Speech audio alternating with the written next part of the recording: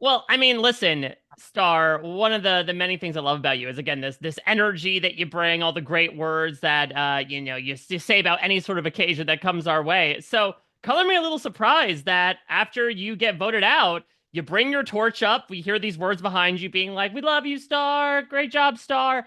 And from our perspective, doesn't look like you really acknowledge them or say anything, and then you walk out. Is that accurate? And what was going through your head that made you decide to sort of give them the cold shoulder? Well, the irony with that, and I think if some people really look at the detail in my body language and how I maneuver when I get up to get my torch, I already have my book bag on my back. Hmm. And I already had my book back on my back. Once I saw it was that tie, that four star, four Mary, I said, I'll be damned. I started grabbing it already. And when Jeff said star, I'm like, that's it. That's cool. No worries, no problem, no hard feelings, but let's not be fake. Let's not be fake. I'm not responding to y'all because I would have respected y'all more if y'all just said, I'm writing your name down. Now we can say, have the goodbyes. The only person that I don't think they showed it, but the only person that actually told me, hey, I'm writing your name down was Shaheen. And I respected that. But before he told me that, he said, you play a hell of a game. And that's why I have to get you out. And I said, man, I've been trying to get you out since day one. I got you. And honestly, that's all I can ever ask for. Look me in my face and tell me you're going to stab me in my back. Don't stab me in my back and tell me you love me. No, Yeah. not here, not today. Yeah, so talk to me a bit about those feelings because again, throughout this tribal council, right, you talk about, paranoia is a choice. I'm not subscribing to it. You mentioned that point where Mitch does tell you to play your shot in the dark. So was it just a matter of like because everyone was telling you that you were fine, it gave you that sort of sense of, all right, I don't need to play it then? Was there something else that was said or something you felt throughout the day that made you feel like you were in an okay place to not feel the need to play the shot in the dark? So, for me, the reason why I didn't play the shot in the dark is because I knew they were just trying to fish it out. And I'm Hmm. like, if I play this shot in the dark now, tomorrow I'm definitely going home. This is the only thing I have left. Obviously, in my better judgment, I kind of hope that maybe some way, somehow, Eva would have been like Jeff for a star. But that was in a daydream of mine a long, long, long, long time ago. And that's her game. I get it. But for me, I really, really, really thought that the numbers were on my side, and that's just because I'm a confident person. Sometimes it's to a fault, but that's why as I'm talking, I'm like, I think I did a Chrissy. I might have put my foot in my mouth. That similar to Chrissy, previous tribal council before she got voted out. She's like, we got to get these strong guys out, and I'm like, Chrissy, please. So I think I probably put my foot in my mouth. I shouldn't have been too confident. People don't like that. I see they like it better when you're insecure, scared, and running away or hiding behind somebody. I'm not. I don't need. I told them I beat to the beat of my own drums. Shaheen said sometimes the drum has to stop beating. I said, "Oh baby, this drum never stops beating," and that's true. I looked at Uncle JP. I said, "Hit me where it hurts," and he snuffed my torch. Well, let's talk about this drum solo that you've been doing for the better part of 19 days. Because, I mean, from our perspective, the reason why you end up getting the boot over Mary partially is because, like, they're perceiving you as this wild card, as this sort of form of chaos. What's your reaction to that? Was that something that you saw out on the island as well? I think it was a lot of projecting. I honestly, even watching back, because we're all watching ourselves. For me, watching myself was a delight.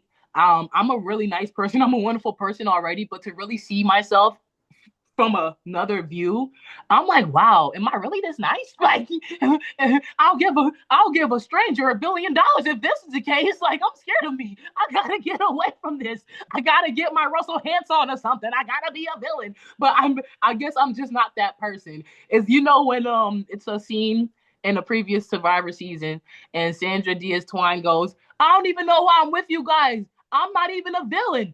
I should Mm-hmm. be with the heroes. And I'm like, I don't even know why I'm with you guys. I'm not a hero. I want to be a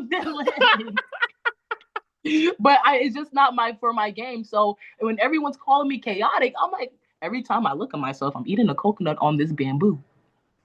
Every time I look at myself, I'm rolling out of bed trying to figure out how I can make my back sit up straight because we've been laying on this bamboo for days.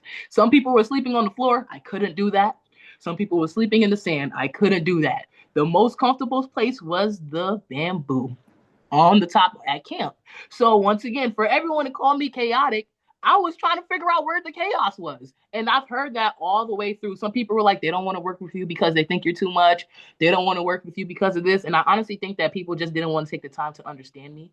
And maybe if they understood me, they would know that I'm actually a really cool, genuine, loyal person. But unfortunately, they maybe misjudged me prior to or closed me off and said, no, thank you.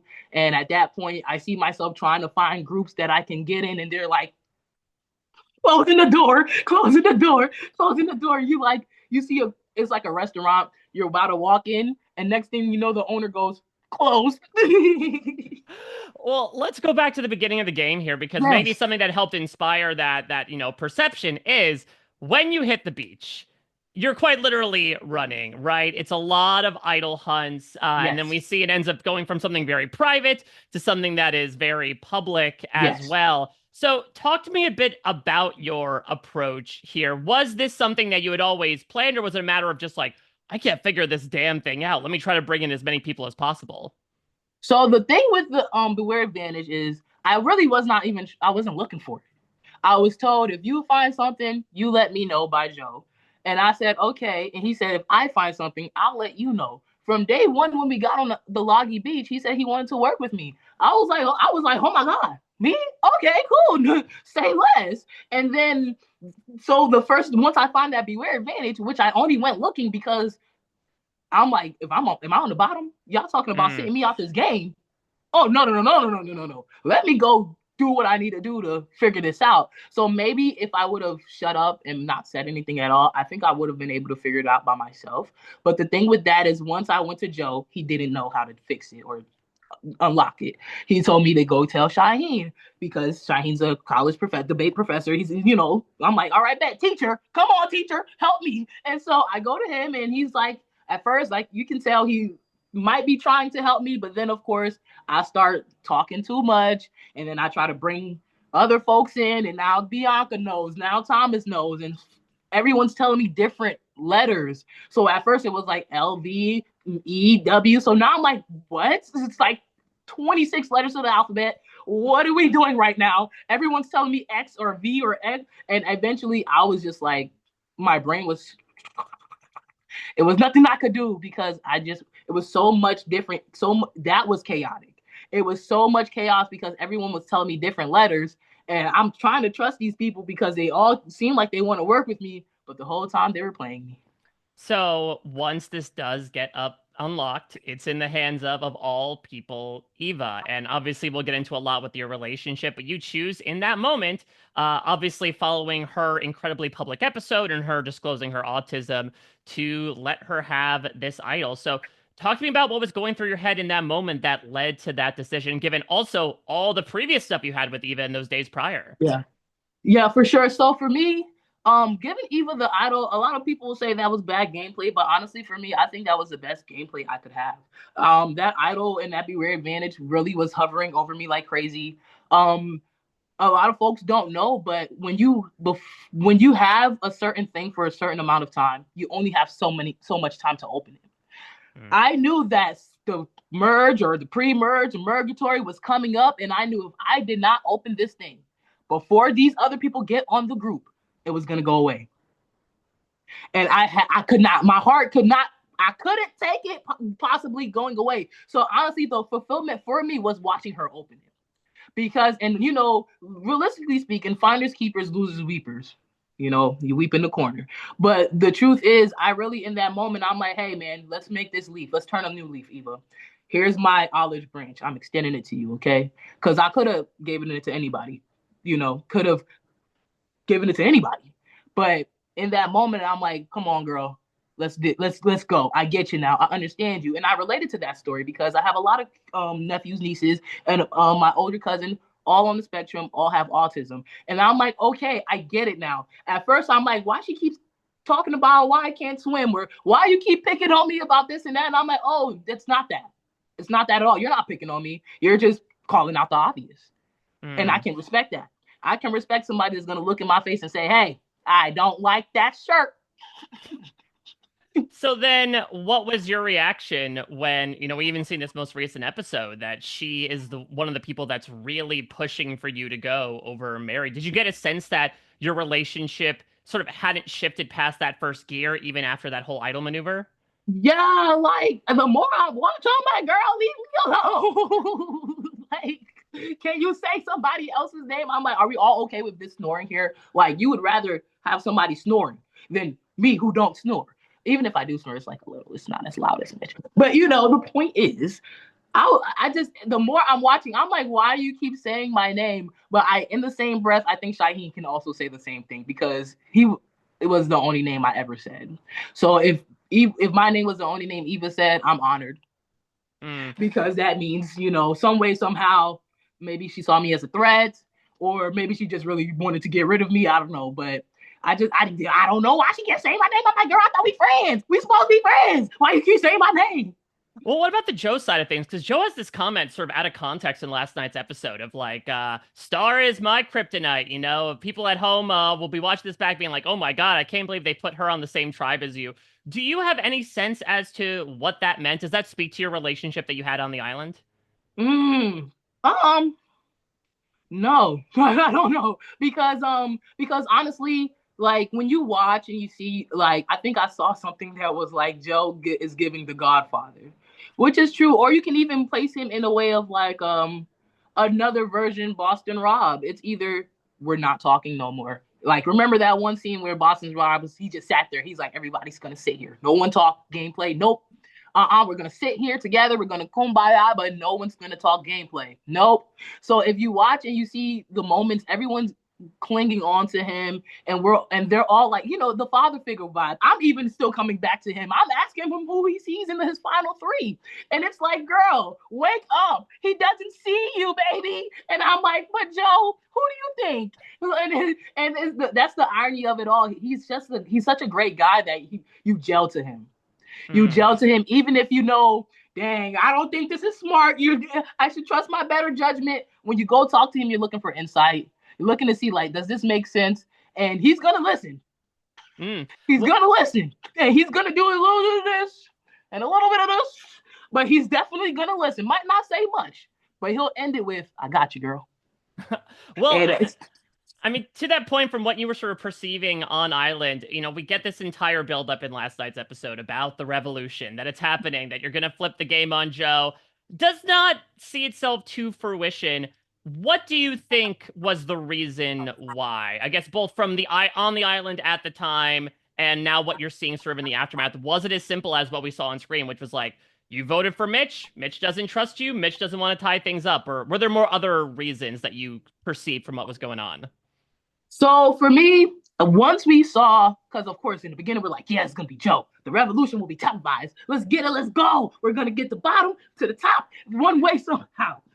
But as the more we watch it, I'm like, we never stood a chance.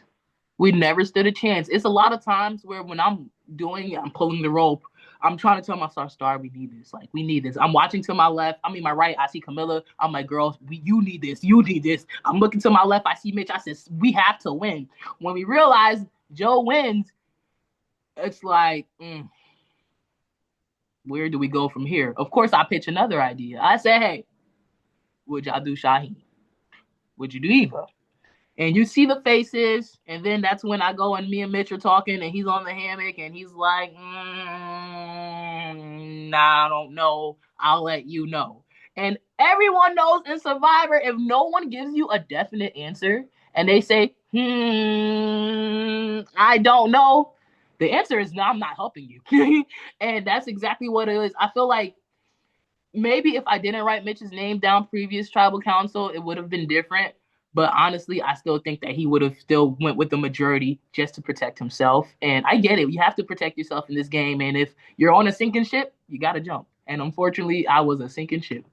Well, last thing I gotta ask is about your portrayal on this show, because we had it in drips and drabs. And listen, I was out there, I got to Yeah, experience this yeah, incredibly yeah. infectious energy. So it was interesting to see like you suddenly pop off at the merge, like that pen cap, or even through this most recent episode. Hell, Star, you have an entire freaking updates account that Facts, was, facts. Shout referenced out Star by Updates. yeah, that was shouted out by CBS. So how do you look back on watching your own story back, considering that, you have your own perspective on things, and now you also get to see the role that you played in the season overall. Yeah.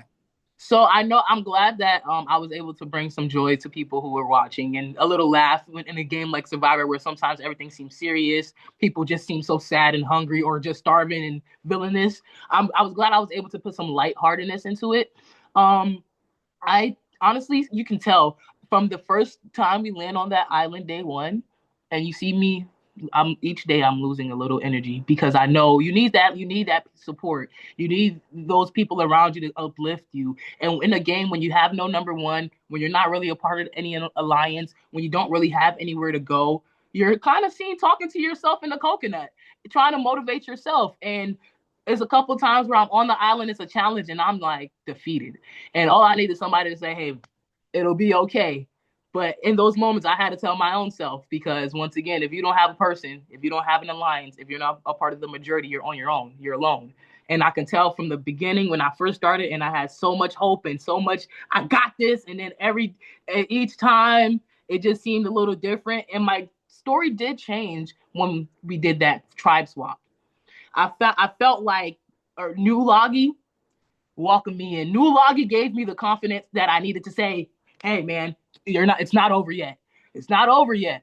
But once David got voted out, like I said in my confessional, everything just went downhill from there. And I knew eventually my demise would come because I thought at least me, David, and Mary, that was my biggest, tightest, somewhat alliance that I could at least talk to or say, "Hey guys, you okay?" And they're like, "Yeah, we're okay." So it's a tough thing. It's a tough thing. But each episode, you can kind of see my energy depleting. You can see my smile go from to, and it's sad to say that when I'm watching because I just know I just needed that community. And when you don't got a community with you, you're just gonna be alone. Well, you got one now for what it's Yeah. worth with all these people, that have been celebrating your time in the game. And I don't know if you remember, the last thing you told me out there was like, listen, of course I want to make it to the end. If not, I just want to feel like I gave it my all and be happy about the experience. And it sounds like even from talking with you now, obviously it's a disappointment when, you look at your bank account, but it sounds like Okay. from everything you brought to the game in terms of your personality, your energy level, even at times where it was flagging. It's very clear that you were putting everything into it. And, that's all we can hope. So thank you for not Thank only you. everything you brought to our screens, but of course, everything you brought today. You know how much I love getting the chance to talk to you. Yes, yes. Thank you so much, Mike. I appreciate it, man. And thank you to everyone who supported me. Well, trust me, I'm very grateful and I will always be honored to be your Survivor Star. Aha, there we go. Well, thank you, as always, for bringing yourself in each and every syllable that you get to utter in these conversations. I'm sure this won't be our last one, but No. please, I wish you and your wife and Silver Mars nothing Yes. but the best. And thank Yes. you, Star, as always, an Thank absolute you. pleasure. Have a great It was a day. pleasure. You too, Mike. Thank you. Bye.